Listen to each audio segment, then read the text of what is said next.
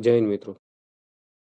રાજ્યકક્ષા university તરફથી એક important notice જાહેર કરવામાં આવી છે.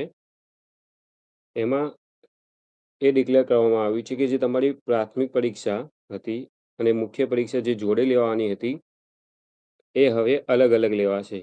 એમાં ફેરફાર એ કરવામાં આવ્યો છે કે જે તમારું પ્રાથમિક તબક્કાનું પેપર છે એ 21 સપ્ટેમ્બરે લેવામાં આવશે. 2 વાગ્યાથી લઈને 3 વાગ્યાનો એનો સમય રહેશે. એટલે 1 જ કલાકનું પેપર રહેશે. પ્રાથમિક પરીક્ષા 1 કલાકની રહેશે.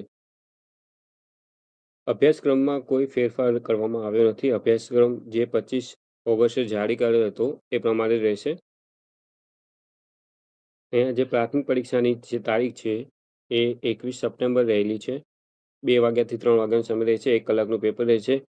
એનું જે એડમિટ કાર્ડ છે એ તમારે 12 સપ્ટેમ્બરથી ચાલુ થઈ જશે. એની જે આન્સર કી છે 23 સપ્ટેમ્બરે આવશે પ્રાથમિક પરીક્ષાની. પ્રાથમિક પરીક્ષાની જે પરિણામની સંભવિત તારીખ છે એ 15 ઓક્ટોબર રાખવામાં આવેલ છે.